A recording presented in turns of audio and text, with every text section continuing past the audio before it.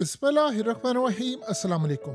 एक phone call नहीं उठाई और उसके बाद अब वॉर शुरू होने वाली है। अब ये सिनेरियो सामने आया है दुनिया के लीडिंग अखबार की जानिब से, जो उन्होंने स्टोरी ब्रेक की है वो आप जरा सुनिएगा हुआ क्या है।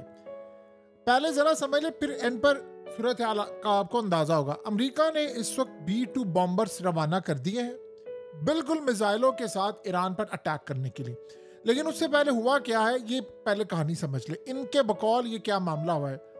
तैयब उर्दगान और डोनाल्ड ट्रंप ने बैक एंड पर खामोशी के साथ एक मीटिंग अरेंज की, अमेरिका की और ईरानियों की, इस्तांबुल में, और कहा कि इस मीटिंग को आप कर लें, आपकी डील फाइनलाइज हो जाए, देन उसके बाद ये मामला सामने रखें। अब हुआ क्या है, ये कह रहे हैं कि ईरान के सुप्रीम लीडर आयतुल्लाह अली खामनाई ने फोन नहीं उठाया, उनसे बात नहीं हुई, लिहाजा अब वॉर होगी।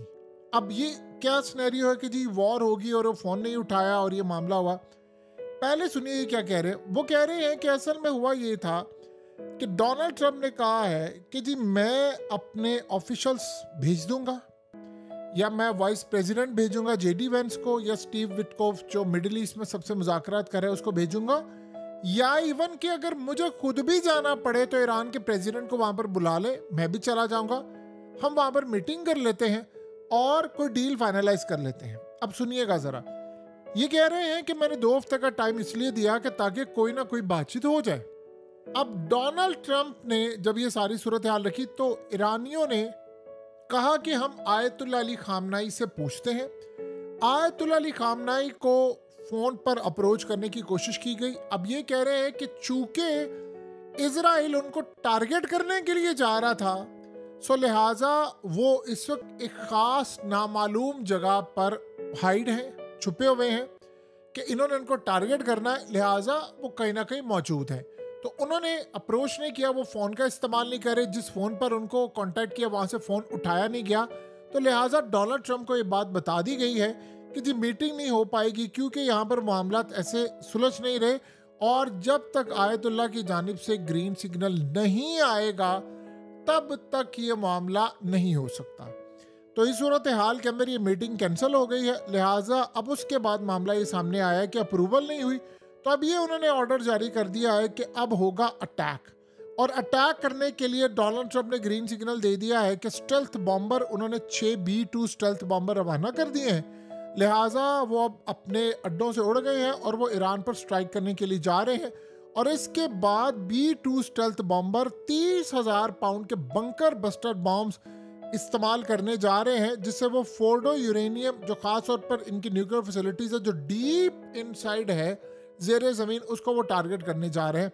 सो लिहाजा इस वक्त सूरत हाल ये है कि एक बहुत बड़ी जंग छिड़ने वाली है, और इन्होंने कहा कि असल में अब ये जंग होगी, उसके जिम्मेदार आयतुल्लाह अली खामनेई है कि उन्होंने फ़ोन नहीं उठाया, तो लिहाजा अब ये जंग होगी। आप बताइए क्या इस सूरत हाल में आपकी अक्ल तस्लीम करती है कि मामला है। अगर डोनाल्ड ट्रंप ने मुज़ाकरात करें, तो जब मुज़ाकरात ईरान के साथ हो रहे थे तो स्ट्राइक क्यों किया है फिर इजराइल ने? सिंपल सी बात यह है, आप दुनिया को ये बता देना चाहते हैं कि जी असल में जिम्मेदार ये है। जिम्मेदार तो वो है जो न्यूक्लियर ताकत है और डिक्लेयर नहीं किया उसने, और वो हर मुल्क को तबाह कर, उसका नाम है इसराइल, और आप उसकी वकालत करने के लिए बैठे हुए हैं।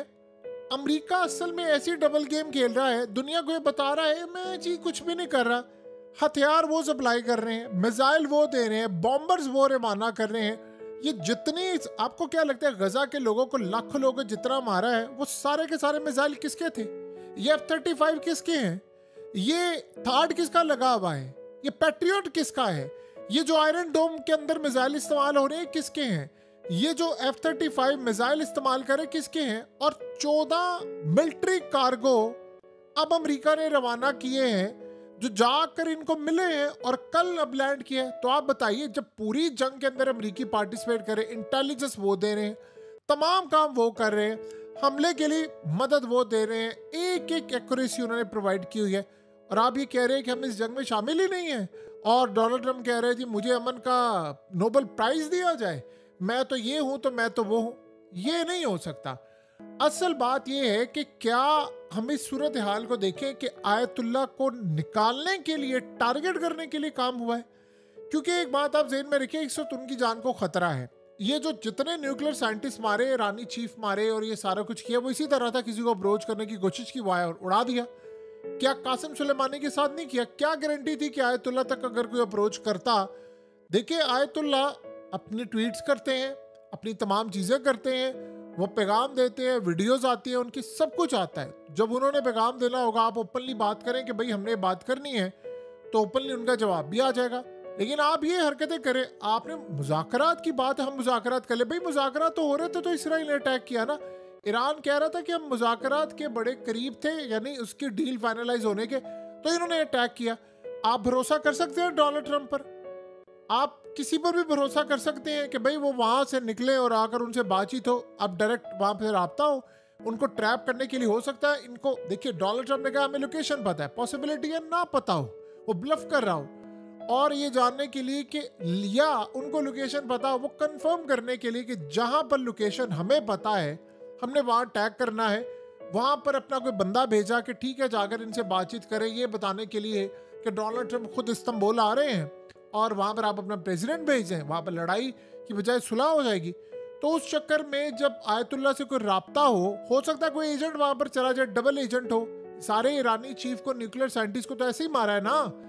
हमें क्या पता कि जिसको पैगाम रसाने के लिए भेजा है वो बंदा 2 नंबर हो और वो जाकर कह दे हाँ जी आयतुल्ला तो यहाँ पर छुपे हुए हैं, और अमरीकी बाद में वहां पर जाकर स्ट्राइक कर दें। तो आयतुल्ला ने अगर अप्रोच नहीं किया तो उनको समझ आ रही, अब ये सारी कहानी बताई जा रही है कि जो हमने उनको अप्रोच किया उन्होंने फोन नहीं उठाया, तो लिहाजा अब वॉर होने के लिए जा रही है। ये कहानी हजम नहीं हो पा रही किसी को कि जी आप ऐसे कर रहे हैं, आप वॉर करें। असल में अमेरिका इस जंग में कूद, देखिए फैसला हो चुका है, बॉम्बर्स रवाना हो गए हैं, लड़ाई होने के लिए जा रही है। सिंपल सी बात है, जो मामला अब नहीं होने वाला वो मुज़ाकरात नहीं है, वो बातचीत नहीं है, ये तबाहकुन लड़ाई है और इस लड़ाई का अंजाम सिर्फ वॉर ही है।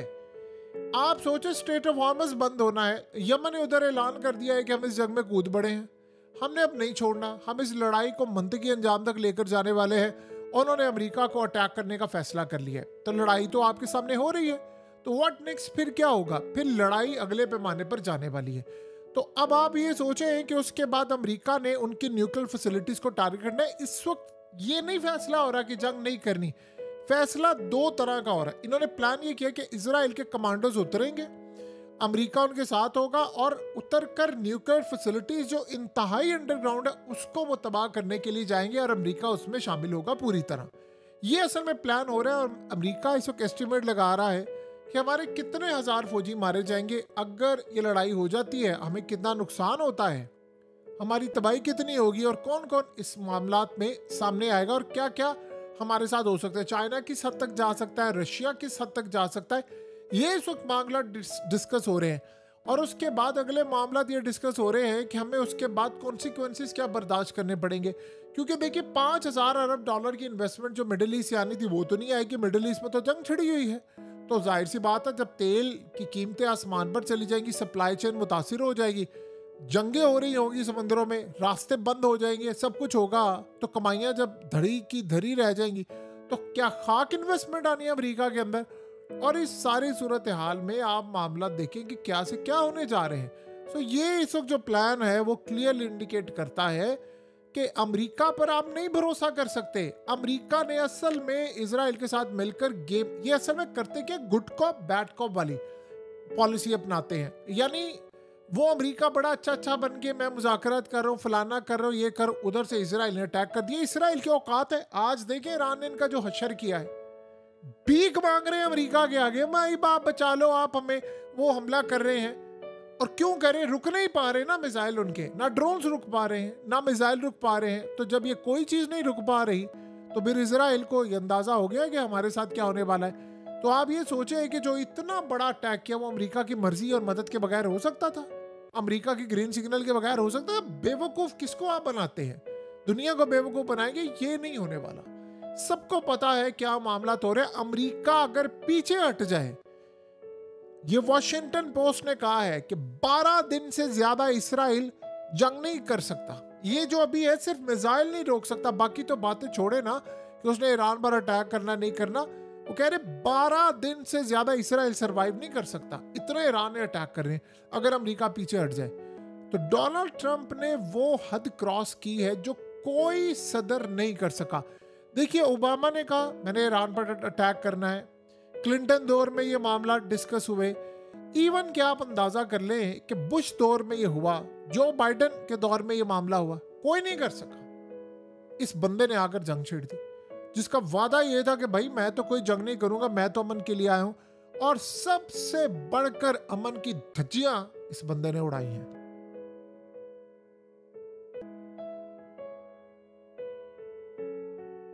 हकीकत टीवी को सब्सक्राइब करना मत भूलें, वीडियो को लाइक करें, शेयर करें और कमेंट सेक्शन में अपनी राय का इजहार जरूर करें।